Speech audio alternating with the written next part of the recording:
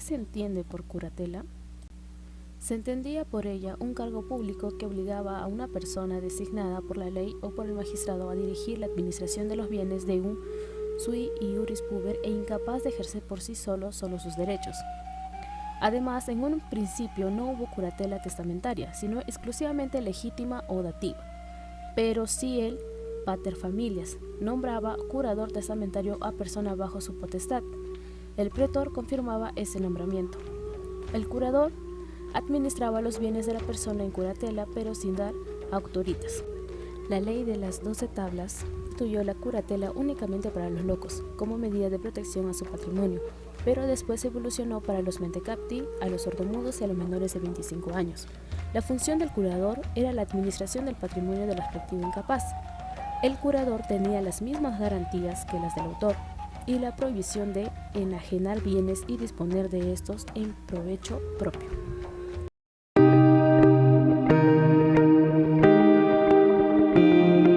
Curatela de los furiosi mentecapti. Solo provenía a la curatela de los furiosi, que eran los que se encontraban completamente privados del uso de la razón, y posteriormente se extendió a los que sufrían alteraciones mentales. Luego evolucionó la curatela a los sordomudos y a los que padecían enfermedades graves, que los incapacitaban con los actos de la vida civil. La curatela del furioso y de los otros incapaces a este asimilados correspondía a sus más próximos agnados. Curatela legítima, en efecto el magistrado nombraba el curador, curatela dativa. Cura furiosi. Según la ley decemviral, el loco sui iuris puber, es decir, que no tuviera ni la protección del jefe de familia ni la del tutor, se sometiese a la curatela legítima de los agnados, y a falta de estos, a la de los gentiles. La curatela se abre desde que se manifiesta la locura, sin una decisión del magistrado. Se encarga de ella el agando más próximo. Un hijo podía ser el curador de su padre demente. Curatela del pródigo. Se considera como pródigo únicamente a quienes disipaban sus bienes procedentes de la sucesión del padre o del abuelo paterno, y se les declaraba en interdicción, colocándolos en consecuencia bajo la tutela de sus agnados. En su evolución se generalizó el sistema de interés patrimonial del prodigio. A diferencia de la curatela del loco y de sus similares, era necesario que el pródigo fuera declarado en interdicción por decreto del magistrado. Se iniciaba al momento en el que, por medio de un decreto del magistrado, se declaraba el estado de interdicción. La curatela cesaba por medio del magistrado en caso de manifestarse la enmienda del pródigo. De lo expuesto se concluye que la curatela del pródigo reclamaba el previo decreto de interdicción que debía ser dictado por el magistrado, dado que la prodigalidad, a diferencia de la locura, no era causa natural de incapacidad, o sea, que para que el pródigo quedara incapacitado se hacía indispensable la decisión judicial que declarara esa situación.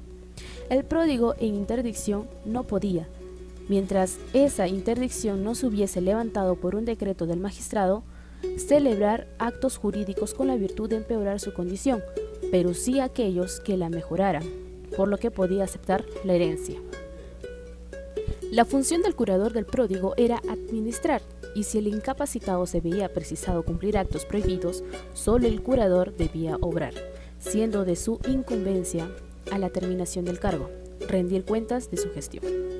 En el entendido de que la curatela del pródigo tenía por punto de partida el decreto de interdicción proferido por el magistrado, lo lógico era que aquella concluyera con el levantamiento de esa interdicción. Sin embargo, el jurisconsulto ulpiano fue de criterio de que la curatela concluía ipso iure, de pleno derecho, con la sola enmienda del pródigo, esto es, sin la necesidad de un nuevo decreto.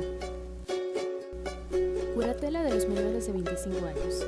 Según el antiguo derecho civil, el romano sui iuris, que había cumplido la edad de 14 años, tenía plena capacidad legal, por lo que desde entonces quedaba habilitado para la realización de todos los actos jurídicos por complejos y delicados que fuesen.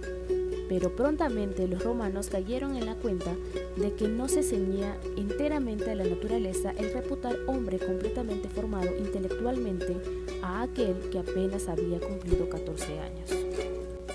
siendo así que optaron por la creación de mecanismos que los pusieran a salvo de los fraudes perpetrados por personas que habían alcanzado la mayoría de 25 años. La ley plaetoria comenzó por marcar la distinción entre los púberes menores de 25 años y los mayores de esta edad, en punto a castigar a los que abusaban de los púberes menores para conducirlos hacia la realización de actos jurídicos que les eran perjudiciales. De ahí que diera contra el culpable una acción pública que podía aparejar la declaratoria de infamia y el quedar incapacitado para figurar en la orden de los decuriones. Más aún, la referida ley puso al alcance del menor adulto engañado la acción de recurso para impetrar la nulidad del acto. Y posteriormente fue creada la Exceptio Legis Praetoriae, amén de que la ley en mención permitió que al púber menor se le nombrara un curador especial para un negocio determinado, lo que para los terceros se convirtió en medio de seguridad respecto de los negocios efectuados con los mayores de 14 años y menores de 25. El curador del menor de 25 años y mayor de 14 dejaba que éste obrara por sí mismo, pero prestándole su asistencia y dándole el consentimiento. Ese consentimiento no significaba auctoritas, ya que a diferencia de esta podía darlo por carta o ratificación posterior sin el empleo de palabras solemnes. Y si lo creía útil, el curador podía también administrar, caso en el cual él mismo contrataba en su nombre. La validez de los actos que el curador celebraba estaba sujeta a reglas idénticas a las de la tutela, así en derecho civil como en derecho pretoriano.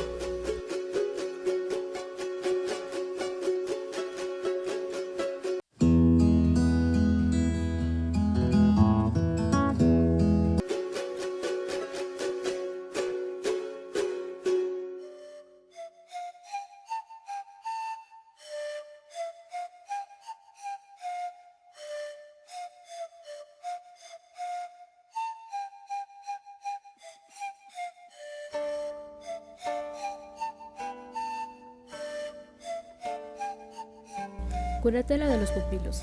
El impúbero en tutela puede por excepción tener un curador en los siguientes casos.